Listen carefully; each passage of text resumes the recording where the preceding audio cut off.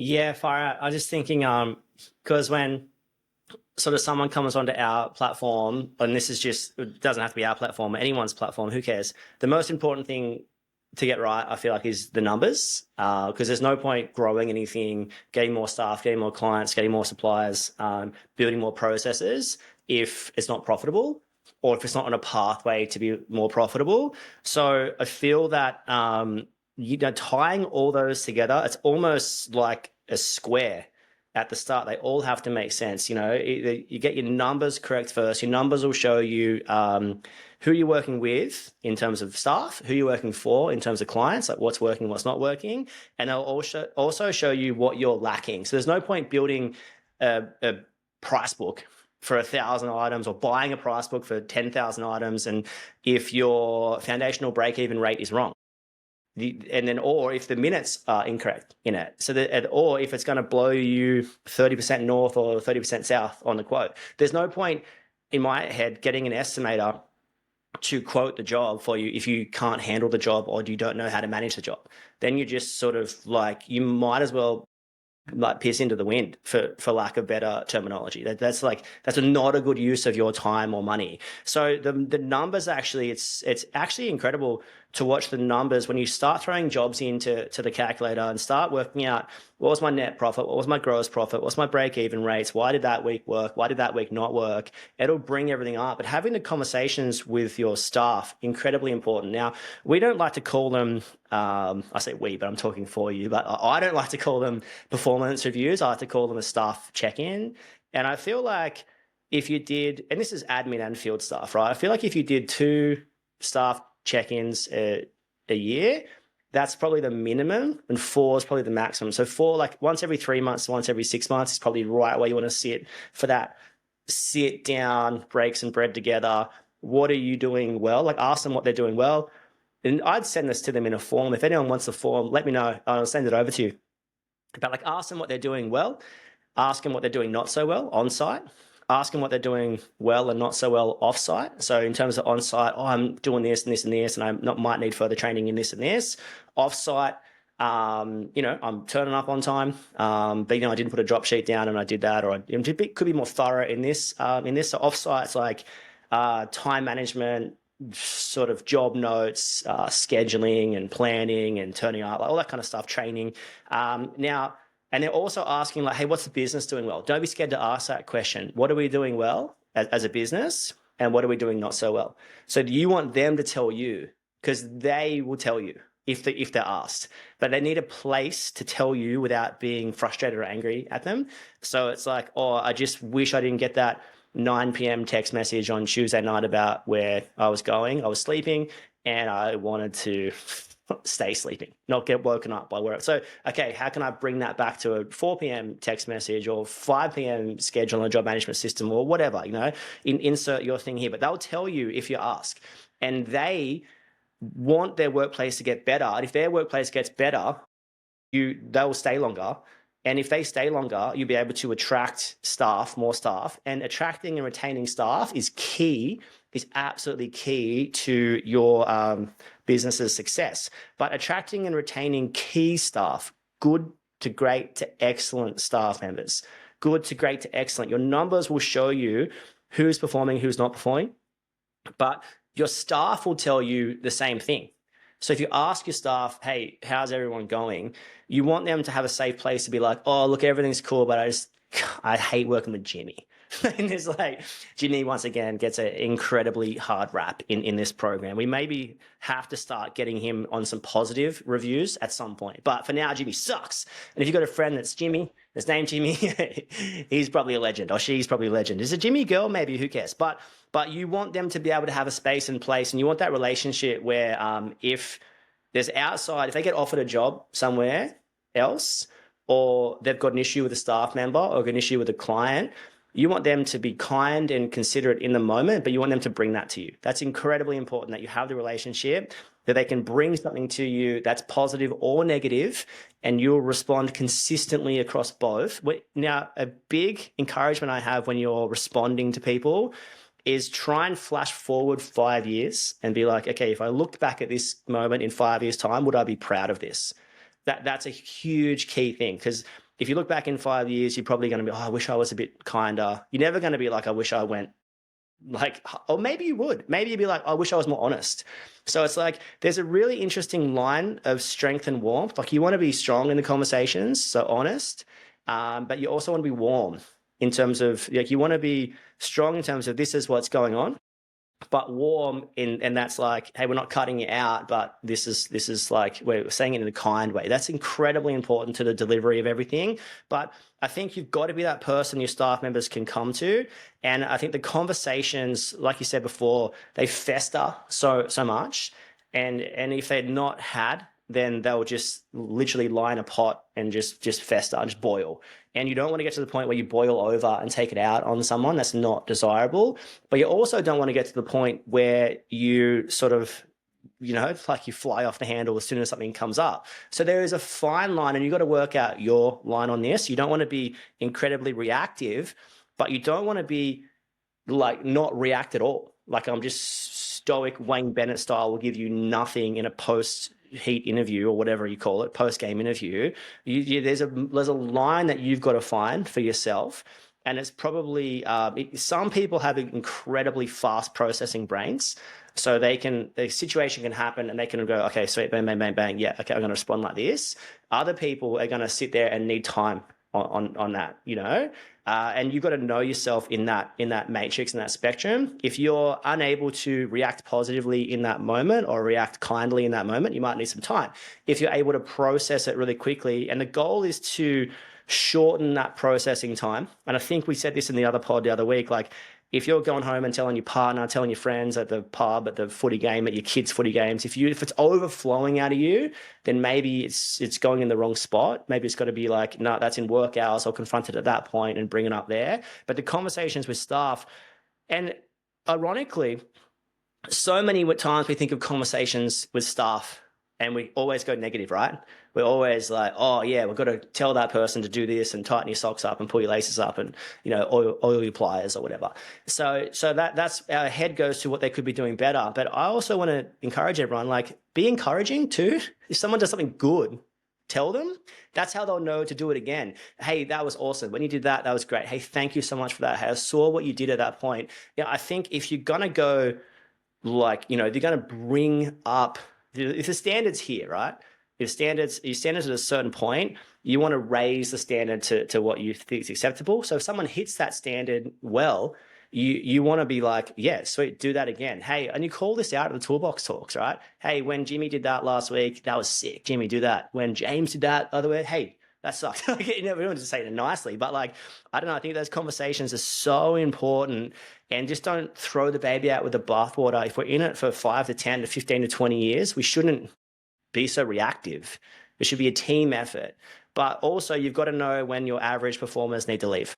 I like it. A lot of conversation can be had around the staff, and I think this is a really important topic around conversations. I do want to move on to suppliers, because I feel like the suppliers are neglected. We could chat about clients all day, which we will talk about shortly, but suppliers in particular, I think a great supplier is underestimated so much, because they can do a lot of legwork for you, and you can create an incredible relationship where they will essentially make you their priority, so to speak. And it's not to say that you are the only priority. What it means is that they're willing to maneuver and sort of become accommodating in where their requirements fall. So it could be like, hey, and I think I do want to preface this by saying I think there's a difference between bricks and mortars wholesale, so your traditional wholesaler who has a storefront in the suburbs,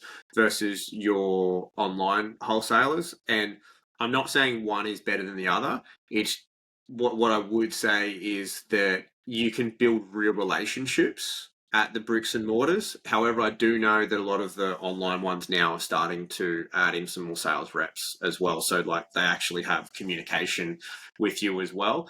It can be a little bit faceless though.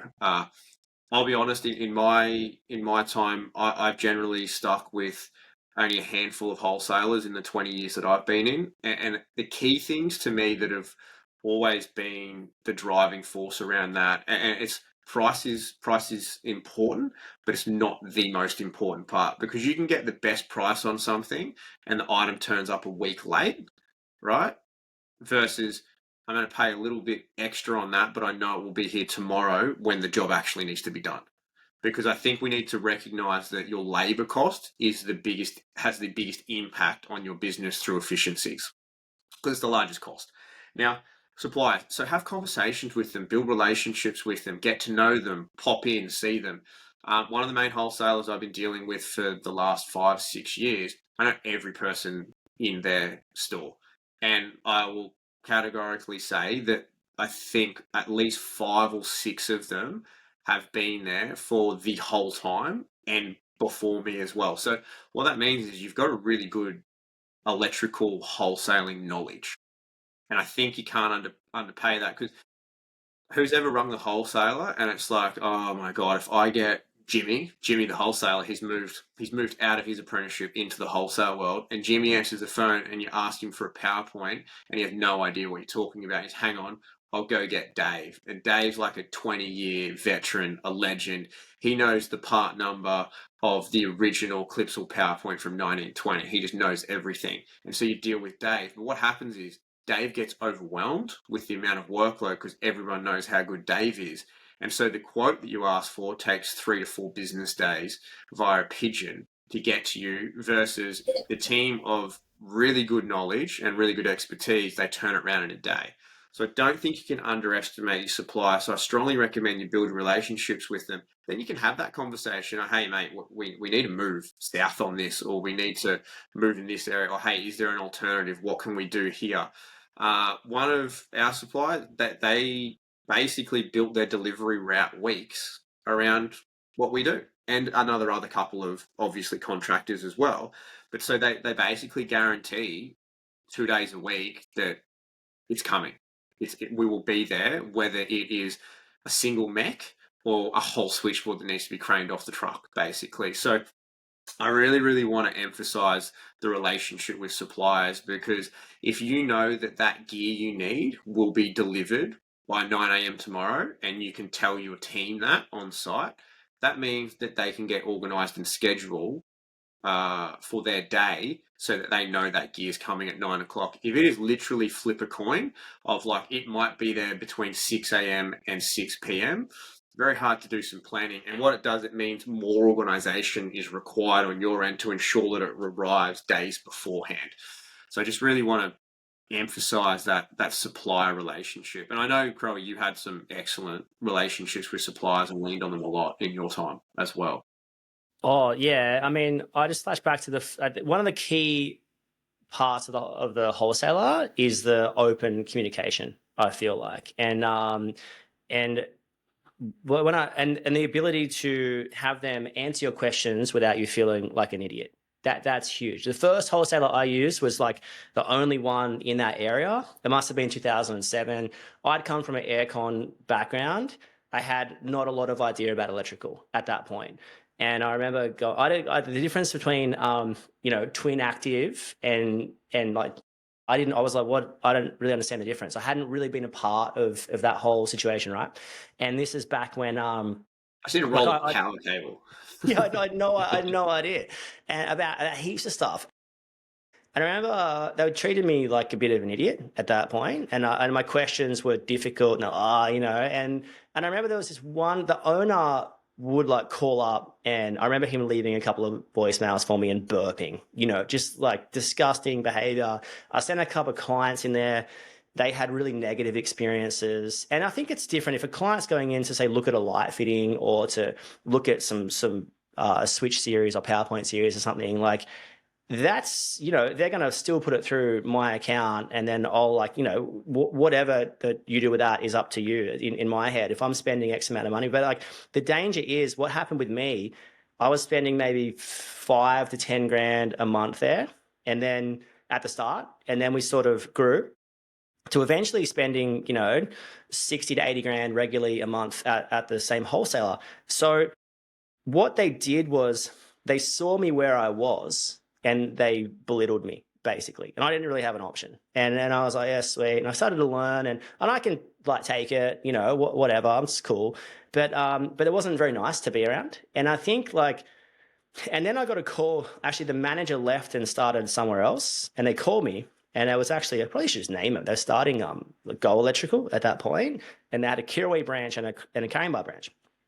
And what happened was the both managers called me and they were like, "Oh, do you want to come and I think we were moving maybe 20 grand a month there." But anyone could have seen the work we were getting through, and they would have been like, "Okay, I'm going to partner with this guy." So we started shopping at Caringbah. Shout out to Brian. I think he's at CNW now. Someone told me, or running CNW, but full legend. This is before boarding. This is the original start of Go Electrical. And I moved from the wholesale I was at to them, and it was just like chalk and cheese. They were so polite. They were so kind. Everything was on it. The delivery wasn't a big deal. Like when we had, 5 to 7 teams out in different places, they'd drop to every team. We'd call them on Sunday to come and drop out to us. Like not every Sunday, of course not, but there was a real mutually beneficial relationship. So when our invoice came in, we'd try and make sure it was paid sort of on the spot every single month. That was really critical, I think, because people want to deal with people who pay well, and you might have to build that up. But I'd encourage you to get to that point where the invoice comes in and you pay it. But I think having those relationships is so huge. And I think when they and then we got to a point where we're spending a lot of money at Go. And the other guy called me, the original wholesaler, and said, "Oh, would you consider coming back? And we've done this and this." And I was like, no, like I wouldn't, because you guys were really rude to me. And it really, I'm not going to forget that. You can say sorry for that, but I'm happy here at this point. And they could have offered me cheaper prices on something and this and that, and I would have still said no. And a huge part of our thing, and I think I've said this in a pod maybe a couple of years ago, this is back when we were running 59 and figure 8 cable. We had like this faulty batch of cable, and we're running like 60 cameras, and I don't know, half of them worked and half of them didn't work. So I had to replace this cable. This is back pre-Cat 6, which would have been Cat 5 back then. But like this is pre-Cat 6, security camera stuff. And I remember I was sitting there going like, I've got to spend 15 to 20 grand to replace all this cabling, and it's going to cost me an absolute fortune. So I brought it to the wholesaler, and they actually were like, "Hey, yeah, the cable company's not going to warrant it because they said it was all right, even though it wasn't." And they said, "But we're going to come to the party. We give you 15 grand credit." And from that point, I was like, sweet, I'm in with these guys, because I know I might pay $2 extra in RCD. Like, who cares? Because when push comes to shove and when the crap hits the fan, they're going to have my back. And when I call on Sunday night, they're going to come out. And when we call on Saturday, they're going to have that drop. And when I make that order, they're going to make sure it's there. When I ask that quote, they're going to make it, and they prioritize us. But you can even reference it to the growth of a business. So it's too many people, and I'm going to flip the script here, too many business owners look at their current clients where they're currently at and box them into, oh, that's just a bathroom renovation. That's just a kitchen renovation. That's just a couple of PowerPoints. I want to encourage you to not be like that. You have no idea where that client is going to end up. That second-year apprentice that you sort of rude to on site, they're probably going to own their own building company one day, their own plumbing company, their own aircon company, whatever. Like, you don't know where people are going to end up. And it shouldn't matter. You shouldn't need to know where they're going to end up. You should just be nice to everyone and be kind to everyone and be helpful. And, that's saying have some humor at time to time, but yeah, so the wholesale relationship for me was paramount to the success of our business. Like, we would call, they would drop, we made a mistake, they're coming back out. And I think you need that relationship, because it's like, you think about what product your client gets left with. They get left with your staff's workmanship and the materials they use, the labor materials that's sold on to them, and they get left with the product. So I think it's paramount to the success of your business that you're having those conversations with your staff, and you're having those conversations with your suppliers, and you're seeing deeper than money. Too many of us want other people, our clients, to see deeper than money, right? Don't you reckon? Do you want like, if I send a quote for 20 and someone else sends it for 18, I'm like, oh, we're 10% better, we're 20% better. I need you to see through the price. We're selling more. We've got unique selling points. And, what about my communication, my offer? So too many of us want other people to see value and price, and they both matter. But when you're just looking at price all the time and take your eyes off value, you can get shot in the foot pretty quickly. And then all of a sudden, with no loyalty lies no relationship, right? So if you're bouncing around from wholesaler to wholesaler, from space to space across there, you're going to have zero loyalty.